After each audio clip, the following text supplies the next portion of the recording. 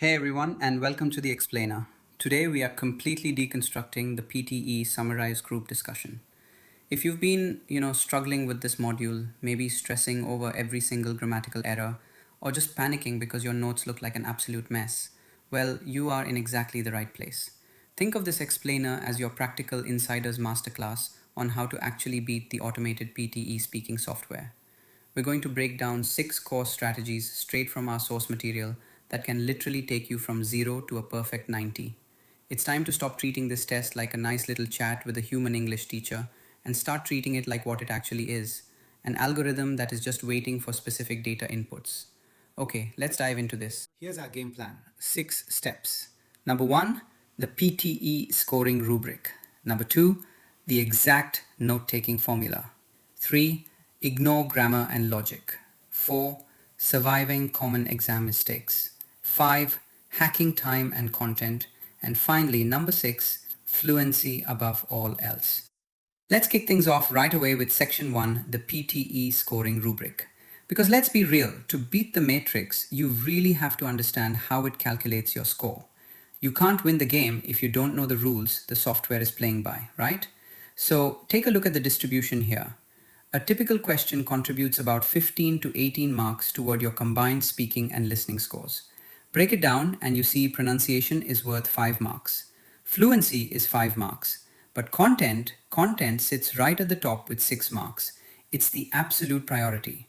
But, and this is a massive but, here is the trap that honestly 90% of students fall right into. They know content is king, so while they're speaking, they suddenly realize their notes don't make perfect sense. And they actually pause to try and fix their content on the fly. And by doing that, they completely destroy their fluency score. Listen to me, you absolutely cannot sacrifice fluency for content. So that begs the question, how on earth do we capture that all-important content without setting ourselves up for a total fluency disaster? Well, that brings us to section 2, the exact note-taking formula. This right here is the mechanical foundation of your entire performance. To pull this off, you've got to follow a really rigid, completely non-negotiable loop. Step 1, listen to the audio for 3 to 5 seconds. Step 2, decide on a phrase. Just tell yourself, boom, this is what I'm writing. Step 3, write for 5 to 6 seconds. And here is the golden, super counterintuitive rule. Step 4, do not listen while you write. Seriously, when you listen, don't write. As humans, we literally cannot do both effectively.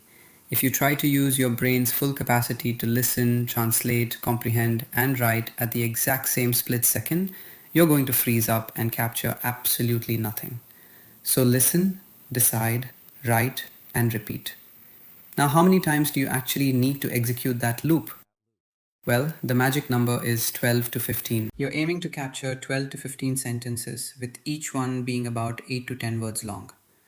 If you manage to grab 12 to 15 exact sentences straight from the audio, you basically become the undisputed king of the content score. And notice I said exact sentences. There is absolutely no need to paraphrase here. Don't try to flex advanced vocabulary, and definitely don't change words around hoping for extra style points. When you alter the words, you risk altering the meaning, and poof, your marks vanish. Alright, moving right along to section 3. Ignore grammar and logic. Now, what's really interesting about this concept is that it's usually the most shocking revelation for anyone studying for the PTE. We're looking at a stark contrast here between human expectation and software reality. See, as humans, we are terrified of sounding stupid, right? We want our speech to be grammatically flawless and completely logical. But look at the reality of the software. The evaluation criteria strictly look at fluency, pronunciation, and content, whereas grammar, it's literally missing from the rubric. The algorithm is just doing the job it was programmed to do. It checks how many exact words you matched from the source transcript. If you try to apply human logic to fix a broken sentence mid-speech, your fluency is going to flatline instantly. Just consider this exact note taken during a practice run. Let's not forget the mental pressure and 100% to your studies. Obviously, that is 100% grammatically wrong. It's a completely nonsensical sentence. But here is the crazy secret. If you read this exactly as it's written, with supreme confidence and zero hesitation, the machine will literally award you full marks for those specific words because they match the audio transcript. Deliver what you wrote down, even if it feels completely absurd to say out loud. Now, of course, things are going to go wrong in the heat of the moment. We're only human. So let's jump into section 4, surviving common exam mistakes. Think of this as your rapid fire survival guide for when panic starts setting in mid exam. So, what if you accidentally swap speaker 1 and speaker two's notes? This is a super common, totally anxiety inducing scenario. The audio is 3 minutes long, voices are blending together, and you accidentally write speaker three's brilliant point right smack in the middle of speaker one's column. Does this just ruin your entire answer? The blunt reality here is the software doesn't know, and honestly, it doesn't care. The actual words speaker 1 or speaker 2 aren't in the audio transcript that the computer is grading you against. The machine is purely scanning your voice for matching vocabulary words. So if you suddenly realize you swapped the speakers, do not stop and say, oh wait, actually I mean speaker 2 said that little self-correction. That will instantly destroy your fluency score. Just keep reading. Okay, here's another classic mistake that totally derails students mentally. What if the speaker is male and you accidentally say she? Say the audio features a guy talking about his part time job, but in your super rush notes, you scribble down she and you end up reading it out loud. Just breathe easy because pronouns are not scored in this context. Like the source material wisely points out, you do not need to be Albert Einstein while you're speaking. Whether you say he, she, or it, the system isn't going to deduct marks and it won't give you extra ones either. Just read what is on the paper. The only thing generating points is the sheer volume of exact vocabulary words you match from the transcript. Alright, let's transition over to section 5, hacking time and content. This is where we break down the math. Basically, the clock versus the actual words you've managed to scribble down on your notepad. And this brilliantly illustrates why speaking for a longer time is actually a massive trap. Take a look at strategy A. You've got 2 minutes on the clock, so you just ramble for 2 whole minutes. You speak 400 words. Wow. But only 30 of them actually match the transcript. So your score, a 1 out of 6. That is a complete fail. Now look at strategy B. You only speak for maybe 45 to 60 seconds. But because you rigidly followed that note taking formula, the 140 words you deliver are a 100% exact match to the audio. Your score there, a 6 out of 6. A perfect score, guys. It is not about how long you speak. It is strictly about the density of matching content during the time you are speaking. But hey, what happens in a total worst case scenario? Let's say the audio is ridiculously fast and you only manage to get down 5 sentences. If you just read those 5 sentences, you might only be speaking for what, 20 seconds? Well, the software needs a minimum amount of audio to even calculate your fluency, usually around 40 to 45 seconds. Speak for just 20 seconds and your fluency score is going to plummet. So, the emergency hack here, read your 5 sentences and then literally loop back to the beginning and read them again.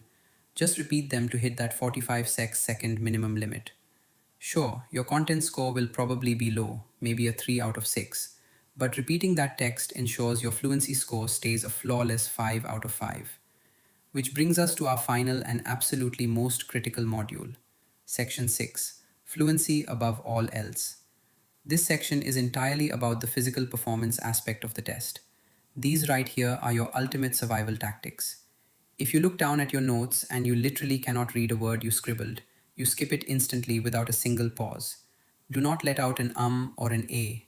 Ignore any logical or grammatical errors you see. And above all else, control your breathing. If you get anxious and your breathing pattern breaks, you're going to stutter. Fumbling or pausing to try and decode a messy word is a fatal error for your score. So stay calm, stay composed, and to skip whatever you can't read while maintaining your speed. So the crucial point is this. You need rhythmic, constant, monotonic speech. You're not trying to be some charismatic public speaker here. You're aiming to be an express train on a perfectly flat track. Every single pause, every little hesitation to fix a grammar mistake, every break in your rhythm is a point lost.